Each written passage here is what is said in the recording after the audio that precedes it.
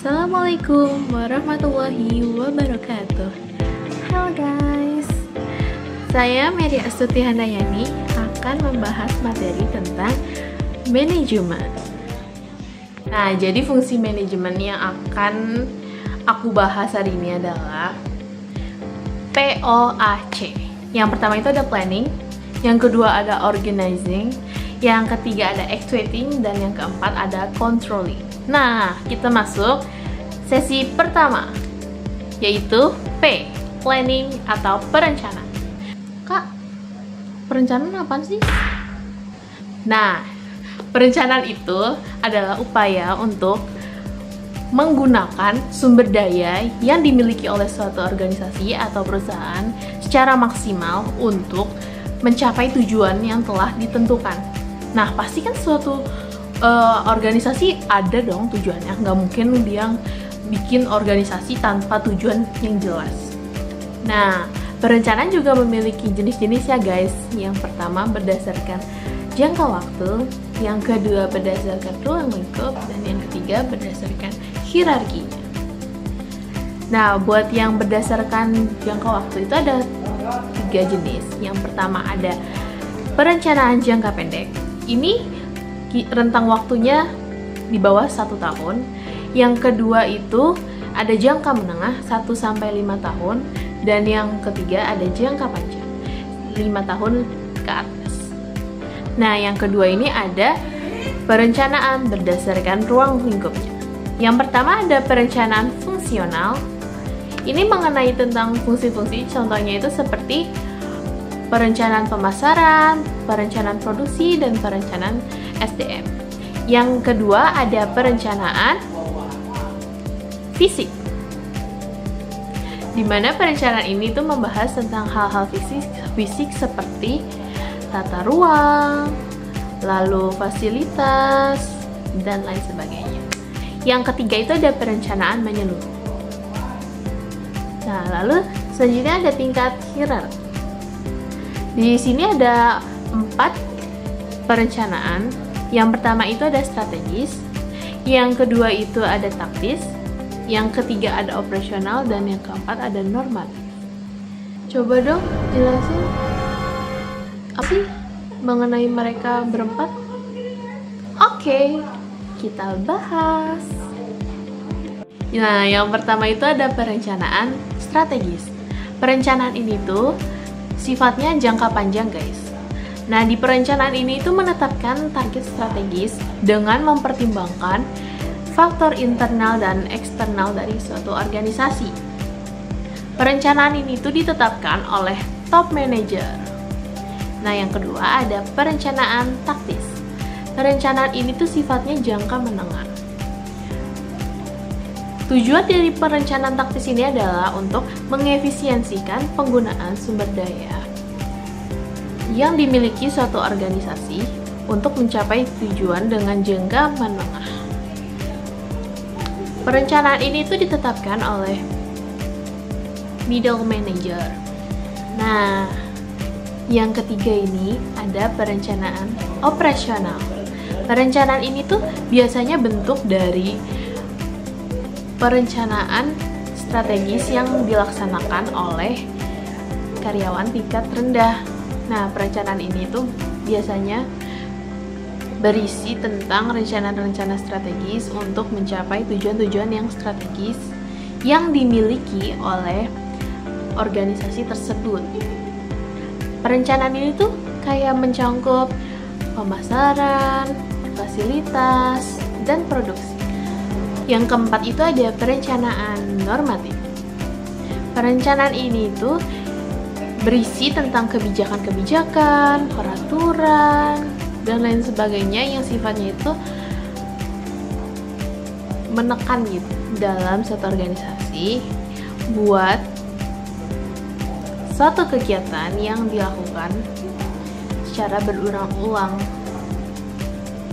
Nah, kita masuk sesi yang kedua, yaitu organizing atau pengorganisasian. Nah, di dalam pengorganisasian ini itu dibentuk beberapa kelompok sesuai dengan tujuan yang ditetapkan sebelumnya. Nah, kelompok-kelompok ini tuh nantinya akan dipergunakan pula sumber daya yang ada di organisasi tersebut. Nah, di pengorganisasian ini ada juga struktur organisasi, di mana struktur ini tuh adalah pembagian kerja melalui berbagai divisi-divisi. Nah, struktur ini juga jadi sistem pelaporan atau komunikasi antara divisi satu dengan divisi yang lain untuk mencapai tujuan yang telah ditetapkan sebelumnya. Nah, departementalisasi itu juga diklasifikasikan menjadi 4. Yang pertama itu berdasarkan wilayah, yang kedua itu berdasarkan produksi, yang ketiga itu berdasarkan pelanggan, dan yang keempat itu berdasarkan fungsinya. Struktur organisasi juga memiliki beberapa jenis. Yang pertama itu struktur organisasi garis.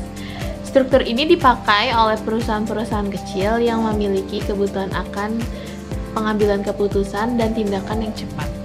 Garis ke atas menunjukkan sistem pelaporan juga pertanggungjawaban. Garis ke bawah menunjukkan pendelegasian wewenang dari para pekerja tersebut. Yang kedua itu ada struktur fungsional. Struktur ini tuh dibagi berdasarkan fungsi-fungsi atau bidang-bidang tertentu. Struktur organisasi berikutnya adalah struktur organisasi garis dan staf, di mana struktur organisasi garis ini ditambahkan seorang staf ahli yang menjadi konsultan atau yang membantu pimpinan manajerial di perusahaan tersebut.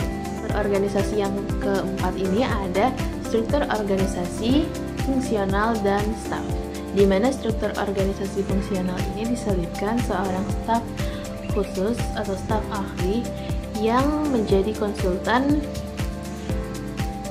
atau membantu pimpinan manajerial mengambil keputusan. Struktur organisasi yang berikutnya adalah struktur organisasi proyek, di mana struktur ini disusun berdasarkan tim-tim khusus yang beranggotakan para spesialis guna menyelesaikan tujuan-tujuan khusus. Struktur ini akan dibubarkan ketika proyek tersebut selesai. Selanjutnya itu ada struktur organisasi, proyek, dan matriks, di mana ini ada 2 klasifikasi. Yang pertama itu berlaku untuk lini pertama dan kedua dengan alur pendelegasian wewenang dan tanggung jawab dengan cara vertikal. Yang kedua itu berlaku di lini staf di bawahnya dengan alur wewenang dan tanggung jawab secara vertikal dan horizontal. Di organisasi juga berlaku sentralisasi atau desentralisasi. Yang pertama itu sentralisasi, di mana pemimpin ini cenderung tidak melibatkan karyawannya yang memiliki tingkat rendah dalam pengambilan keputusan. Jika dalam desentralisasi, pemimpin cenderung melibatkan karyawan tingkat rendah atau juga memberi wewenang secara penuh kepada karyawan tersebut untuk mengambil keputusan perusahaan. Selanjutnya kita masuk sesi yang ketiga, yaitu A. Actuating atau pengarahan. Di dalam actuating ini terdapat beberapa hal yang dibahas. Salah satunya adalah kepemimpinan dan pemimpin. Pemimpin adalah orang yang memimpin suatu organisasi, sedangkan kepemimpinan adalah ilmu yang dipakai orang tersebut. Dalam kepemimpinan terdapat beberapa unsur, yaitu yang pertama ada pemimpin, yang kedua ada bawahan, yang ketiga ada organisasi, yang keempat ada tujuan, dan yang kelima ada lingkungan. Di dalam actuating juga dibahas mengenai komunikasi. Tujuan komunikasi adalah untuk memberikan informasi atau perintah, juga menjalin hubungan antara komunikator dengan penerimanya. Komunikasi memiliki beberapa unsur. Yang pertama itu ada komunikator, yang kedua ada channel atau saluran, yang ketiga ada masukan, yang keempat ada komunikan atau penerima pesan. Yang kelima ada pesan tersebut. Komunikasi juga memiliki beberapa metode. Yang pertama adalah komunikasi searah. Yang kedua ada komunikasi dua arah. Yang ketiga ada komunikasi secara langsung. Dan yang keempat adalah komunikasi secara tidak langsung. Kita masuk sesi yang keempat, yaitu C atau controlling. Controlling atau pengawasan adalah kegiatan untuk memastikan semua rencana yang telah disusun dapat berjalan dengan baik. Contohnya seperti audit atau pengawasan langsung di lapangan. Sekian materi dari saya. Kurang lebihnya mohon maaf. Wassalamualaikum warahmatullahi wabarakatuh. See you next time.